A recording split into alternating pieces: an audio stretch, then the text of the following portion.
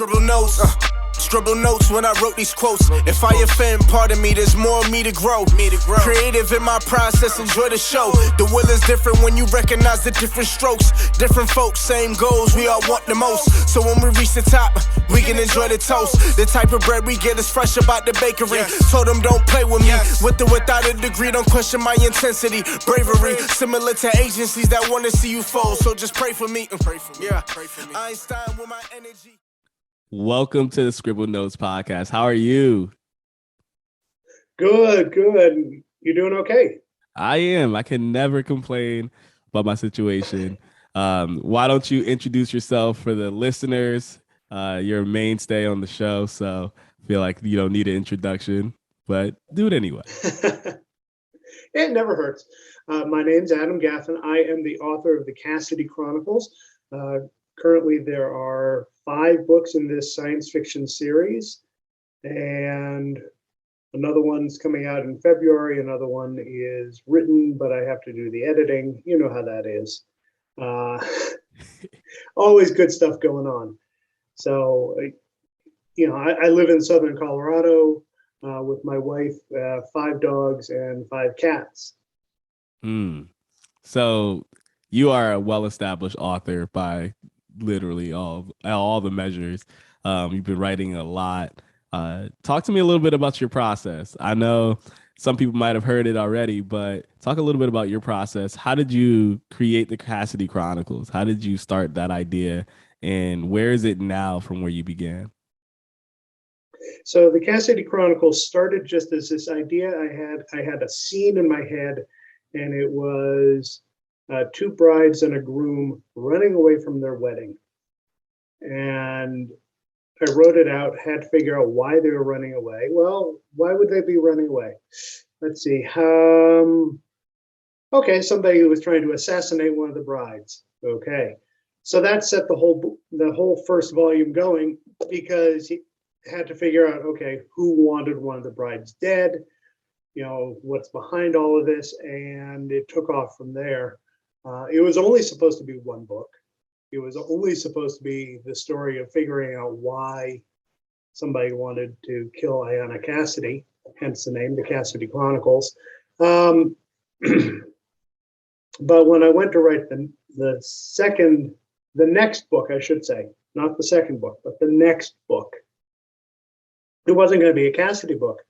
And I got, I had what I thought was a decent idea, a decent inciting event, but it just wasn't working. So I picked it up and dropped it into the Cassidy universe and reintroduced those characters, and all of a sudden the story just flowed, and it's been going ever since.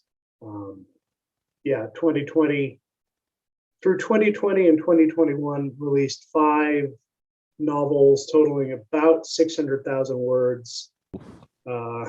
So You've been busy writing. I've been busy writing, yes, and apparently there's no slowing down. Yeah, I think it's awesome that, one, you've been able to continue to make it fresh and keep it fresh for yourself. I feel like there is a fatigue that goes on after a while of writing, but I also feel like there's this endless, vast story that you can tell once you built the world. And I think that you might be hitting that, where you have so many stories you can tell, and it's incredible. Yeah, and that's actually something that you actually hit 2 points in there. First, the getting stale idea, because if you keep going back to the same main characters, you can, their voices can get old. We're the authors, we're writing the words, but it's their stories. They're telling us what happened. If you keep going back to the same person to tell you the story, you're only getting one perspective, and pretty soon, and you're only getting one voice. So the next book I have coming out, which is coming out February 1st, is, okay, bear with me as I try to explain this. So all of these are taking place within what I'm calling the Cassidy verse. It's grown large enough so that it is its own universe. The one that's coming out February 1st is called Memories of Ayana. And it is a first-person memoir of their childhood together. So this is Kendra and Ayana. They were neighbors. They were born 3 weeks apart. Their parents lived next door to each other. They've known each other since they were old enough to know anything. So I got the idea of writing from Kendra's perspective of their childhood and all the, they had for values of normal, they had, in the 2080s, they had a normal childhood, except for a few kind of odd things that happen to them every now and then. So I'm writing I wrote the story of these odd things that happened to them. And so it is Kendra's voice. It's not a third person like the other books are. So it is very much, it is all Kendra. She is telling you the story very directly. I mean, it's first person point of view, and she's looking back on her childhood. So that's one. And to the other point about, about there are lots of stories in the universe. So the one I just finished, I finished it on Friday. I finished writing. That one, it's set in the same universe, and Kendra makes an appearance, but it's focused on other characters. These other characters are carrying the burden of the story. So even though it is a familiar setting, it's different voices. I mean, they have different perspectives. They're not the admiral. They're not in charge. They're in charge of what they do, not the whole, the whole Terran Federation. So that one was fun to write. I used NaNoWriMo to really pound the rest of that one out. I got, I think I got about 50,000 words out of that novel. Ended up at about 80,000. So for me, it's a short one. Yeah, a short one for you. Yeah. So you just touched on a ton. I think being able to explore new narratives is super important. I think there's so much in a world that we just can't explore in one book. And it's just interesting. I think it's interesting as I'm listening to you talk about just how long you can go with the story, because I'm writing the trilogy and I'm trying to figure out how to wrap this up so that I can open up myself to do some standalones inside the same universe. But pretty much everything that I'm writing, there's this concept, at least for me, where it's like I want to connect it to my universe because I know that there's so much left to do. There's so much left to tell. I even have a story I want to write that's like 200 years before this main timeline began, so you can just see what the world was like then. And I feel like just exploring more of the universe is, I don't know, it seems like just such a fun thing to do. I feel like for other authors, I've gotten the same experience where some people have started writing in other series or starting a new series, and sometimes they just don't have the same, like, I guess, desire, because there's just so much that you have to build from the ground up sometimes. And it's one thing to do that for a country or a society within the world you already have. It's a whole nother thing to do when it's just like brand new, start from scratch and then build a story or narrative that no one's ever heard before. World building is really the challenge, I find, because once you have all the rules of your world worked out and you've got it all sorted out in your head, it's tough to change gears, because you've written however many thousands of words in this world, and you've described it, and it all works, and now you have to do it again. And oh man, that's why the Road to the Stars ended up that a Cassidy book, because it's like I already have this world created.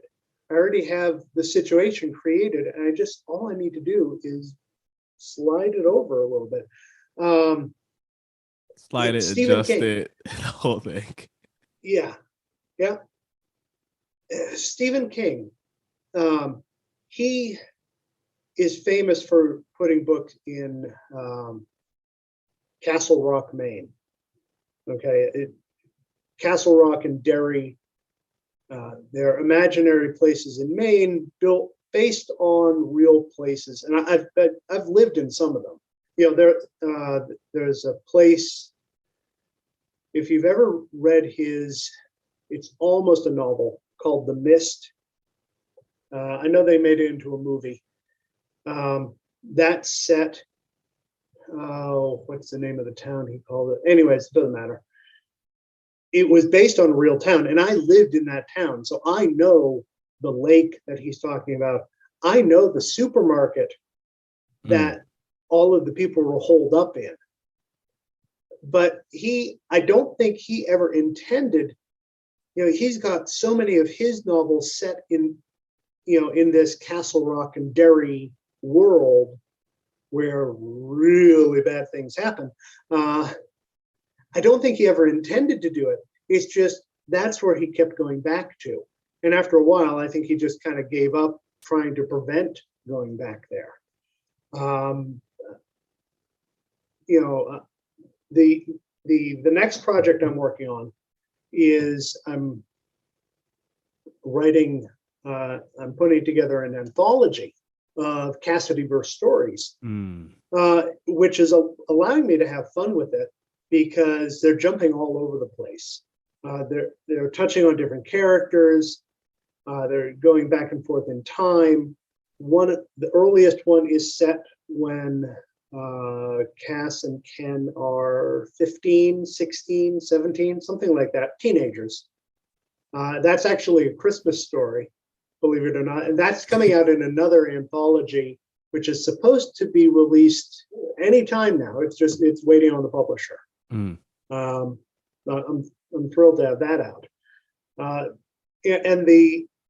And on the other end of the scale, I've got a story set 80 years after the events in the Cassidy Chronicles and those sequels. So it's set in the same universe, but none of the characters are the same. I mean, it's all moved on. So it's kind of a sneak peek into what's coming up. So yeah, that's my current project. I'm working on stories for that anthology. That's awesome. I was just gonna say, like, being able to, it's even giving me ideas and having my brain turn right now just about how much you can write, because the ideas in your universe, like you scratch another 50, 60 years and a lot of your characters are no longer around.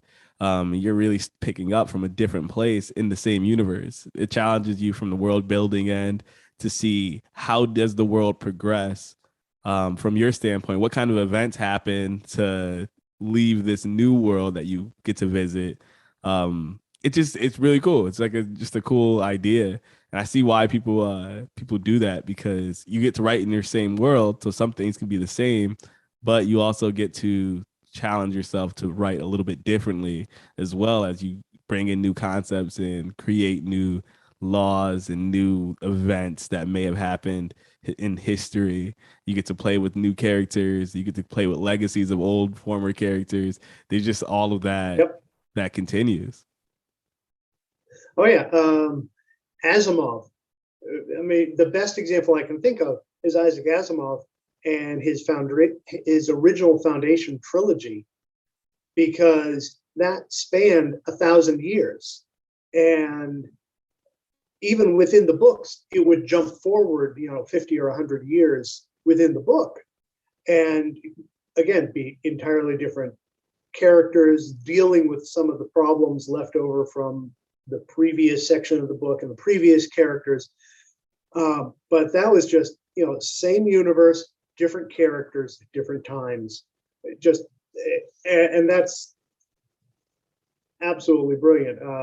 Tahani Nelson, who's a contemporary writer, she writes female-centric, military, I don't know if you want to call it science fiction or fantasy or speculative fiction. She wrote the Cassidy Chronicles, and she just dropped the third novel in it. And she does the same thing. They're gapped out so that there's big chunks of time between the first and the second novels and the second and third novels, but it's still on the same world, still the same universe, still the same rules. So I have one on my back burner, which it'll be another transplant. But I'm thinking that if I transplant it into the Cassidy verse, it's going to be set probably 800-900 years in the future, long enough so that the political system that I'm setting up here has kind of broken up. I can't let go of the character. She's a smart-ass Marine. She's writing her memoir, and she's retired, so she's writing her memoir. And she's starting it off by saying, well, this is how I got my second court-martial. And so. Yeah, even some of the authors you listed, it's like, I know Steve Erickson, he's definitely known for that same thing in the fantasy world, with his Malazan series, like just an epic across, I think he has 13 books or 12 books, and it's like just thick, full of worlds and characters from one book to another. The entire cast seems to change, and you just explore the world all over again until you start understanding how it's all connected and how this person reappears here, or how in this age something happened that then led to someone else's rise. And it becomes a crazy story of war and families and dynasties. So it's really cool. I like that idea myself, as I've been looking at what the future holds, especially as a writer.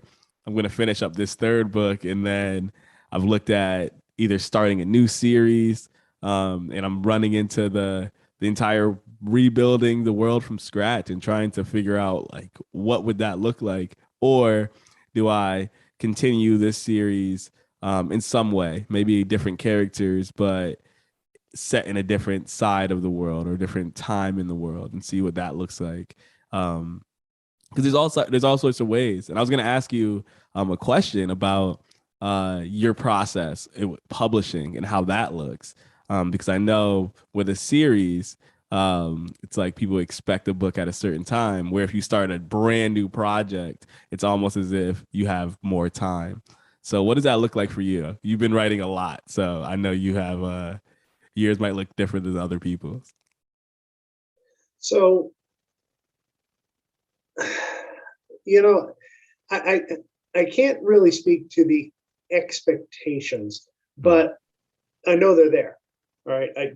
Granted, I know fully that they're there, but I try to stay engaged with my fans, with the readers.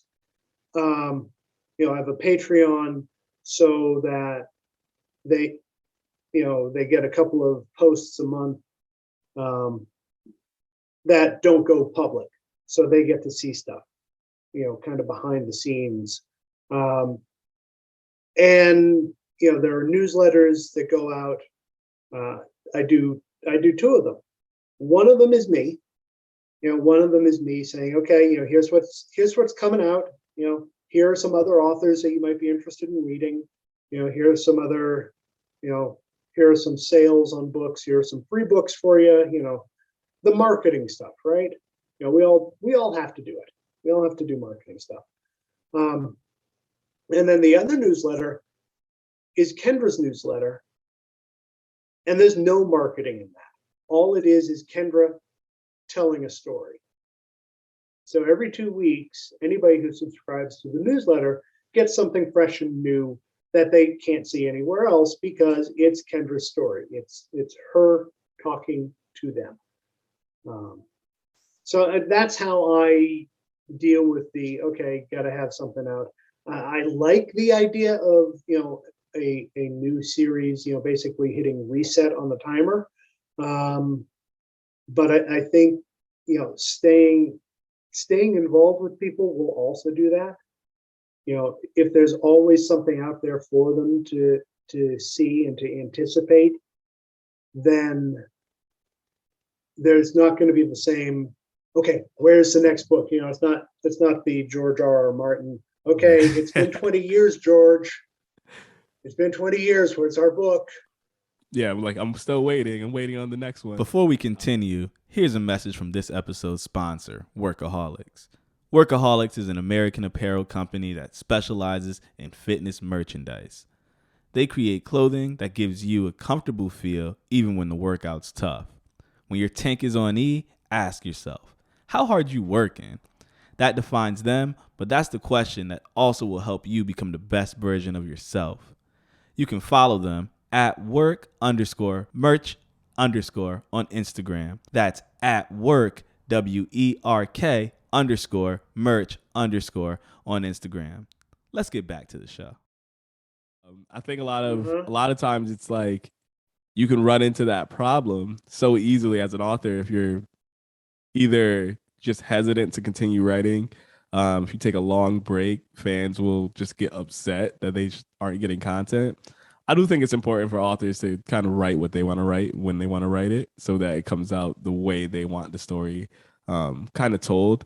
I feel like when you rush the timeline, it definitely, I'd say, impacts the quality of the writing because you're in a rush. You're trying to get it all done. I've noticed that with this final book in the trilogy. I've been way more hesitant to just jump in and write whatever for the pressure of getting it out next year at some point. It'll come out next year, but my timeline with writing is just going to be when I have the best story, that's when I'll write. When I have the best characters and best narrative, then I'll write. And I have a bunch of that stuff now, but I'm very much like not in a rush to get this published. I originally had said I'll have it published by March. And now we're in December and I don't have it published, but I'm not going to have it published by March. But I think part of that was me being super optimistic with timing and then all the other aspects of life that I think almost get forgotten by fans and readers. Authors have other things going on in life sometimes. So for me, having a daughter and adjusting to the world definitely impacted how much I was writing and what time I spent writing. So I definitely can see that. But I do like what you just said, having other pieces of content, other things that people can read and latch onto as a way of engaging them in your process and keeping them involved and connected to the world that aren't necessarily such heavy lifts as releasing a whole nother book or writing a full novella just to salvage the masses. Yeah, and the other thing is getting your books out there into into group promotions and story bundles. I have one right now. The Cassidy Chronicles, the first volume, is out right now in the SciFi Adventure Bundle through Story Bundle. Okay, but I'm in there with some great authors. I'm in there with Kevin Anderson. I'm in there with Jody Lynn Nye. There are 13. You can get 13 books for as little as $20. Wow. Right? So yeah, how are you going to go wrong? But you get out there, you get into these bundles, and you get your book to new readers. If you do that with your first book as well, you get that to all different readers. And then they're out there discovering, okay, here's this first great book. Oh, okay, I love the first book. All right, now the second book. Okay, I got the second book. All right, third book. Third book is coming. Okay, I'm good. So you're constantly bringing in those fresh readers, those fresh eyes. And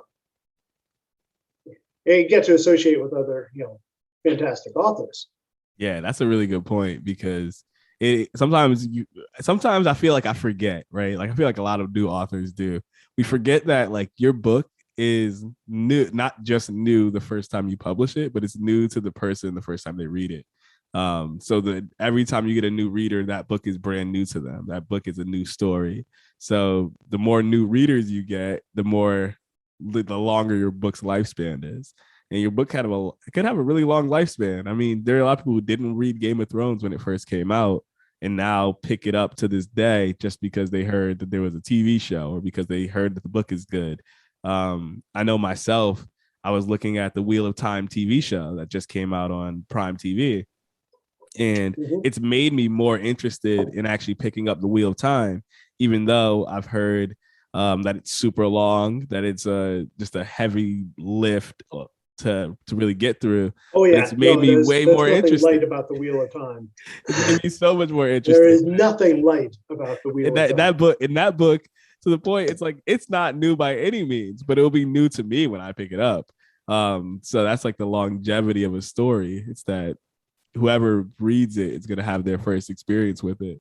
Like when I read Run Like Hell, it was like my first time reading one of the books, and I had this crazy experience with it. So I feel like even if it's book one, it was my first time reading it, but it's been out for a long time. Right. Yeah. It's, the first time you pick up a book, it's always, no matter how old the book is, it is fresh and new to you. If the first time some 8 or 9-year-old picks up The Hobbit, even though that book is 80 years old, doesn't matter. It's going to be brand new to them, and they're going to read it and they're going to dive into it, and they're just going to be blown away by Tolkien's writing and his world building and the characters and the joy with it that he wrote that particular book. And they're just going to be, oh my God, this is fantastic. They're not going to care that it came out in 1937. They're not even going to look. Like they probably won't even know. No. It's crazy. No. It is crazy. Even with older books, right? Like Harry Potter, it can still have an impact on someone now when it's 20 or 30 years after publication. It just the way stories are told. And I think like you just clicked that in my mind just by saying that. Like first time reader is a first time reader.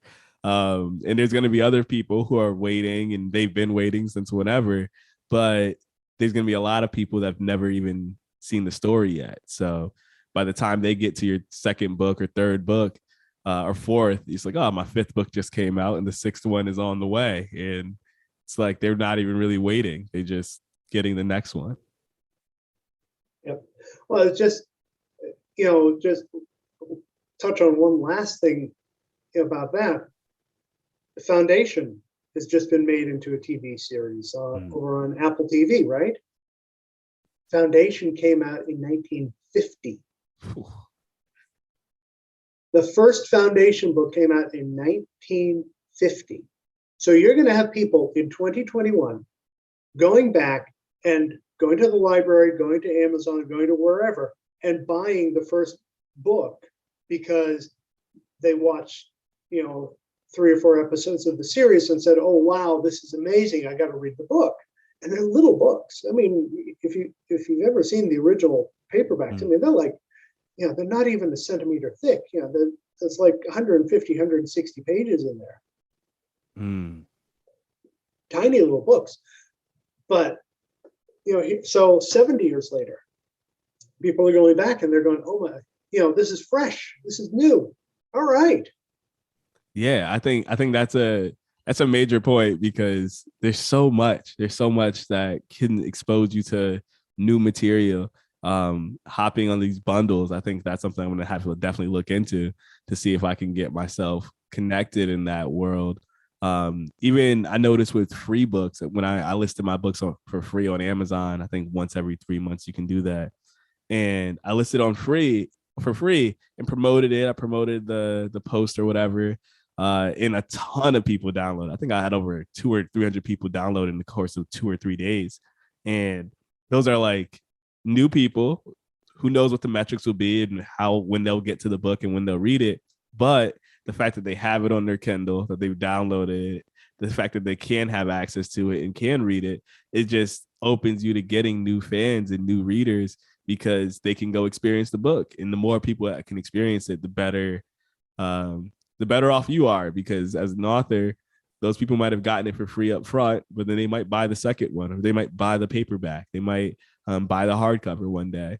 You never know. Yep. Yeah. They may say, "Ooh, I want to hear the audio." I want to hear the audio book. And that's I love having all 5 of mine are available on Audible. So yeah. And that's actually the thing that's slowing down the release of the next one, The Memories of Ayana, because I'm doing it. It's all a learning curve, right? We're all learning how to do this stuff as we go along. So this next one, normally what I would have done is, okay, I got the book done. I got a cover. Great. Put it out. Nope. Pump the brakes. Put it up. Now, so it was available in the Amazon store for pre-order, but that also opens it up for Audible, so I could find a narrator and have her start recording the book so that come February 1st, people will be able to get it on Audible as well as an ebook. I don't know if I'm going to do a paperback. This is the shortest one I've ever written. It's like 51,000 words. I mean, for me, that's like half of a book. Yeah, it's half for you. But it's Kendra's book, so she gets credit. When you see the cover, it says "Memories of Ayana," "A History of Future Past," and by Kendra Cassidy, edited by me. I love that. She gets writer credit for this one. She gets writer's credit for it. Yep, it's her story. So before we go, I want to give you a chance to plug where people can find you, and then I have one final question. Sure. So again, you can find me on Facebook and Instagram just under my name, Adam Gaffen. Look for the beard. There is somebody out there on Instagram who has Adam.Gaffen. I don't think Ballinger. this is, yeah. As far as I know, everybody, almost certainly. Anyways, you can find me on Facebook and Instagram as Adam Gaffen. That's the easiest way. You can send me an email, adamgaffenauthor@gmail.com. Always happy to hear from people. You can go to the website, CassidyChronicles.com, which is in the middle of a major overhaul, which should be done this month. When it's done, I've seen Mallory Cooper's doing it, and she's amazing. And I've seen the preview, what she's done so far, and oh my God, it is going to be gorgeous. Anyways, CassidyChronicles.com. You can, and when you go to CassidyChronicles.com, you can get a free book. When you get the free book, you sign up for the newsletter, so you get all the sales information. You get the every 2 weeks story from Kendra, and for as little as $3 a month, you can become a patron. Hey, for a cup of coffee a month, you can become a patron, and you, at $3 a month, get a thank you in every subsequent book that I publish. Wow. So as long as you're a patron, you get a thank you, you get an acknowledgement in one of my books. If you do the $9 level, not only do you get the thank you, but I'll write you into the book. I will use your name as a character. I love that. That's amazing. So, yeah. So yeah, love to have more patrons, and just jump on in there because you get exclusive content as well a couple times a month. Awesome. All right, last question then.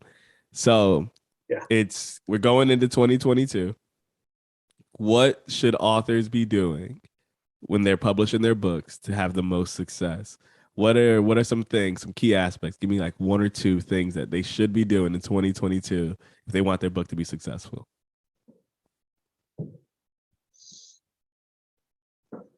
So,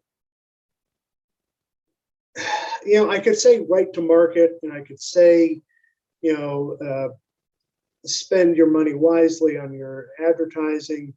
But the biggest thing I think for any author to do to be successful, and I don't care what year it is to make sure you connect with your fans, connect with your readers, because they are going to be your biggest supporters. If your readers don't like you and the world that you've created, they're not going to tell their friends about you and the world that you've created.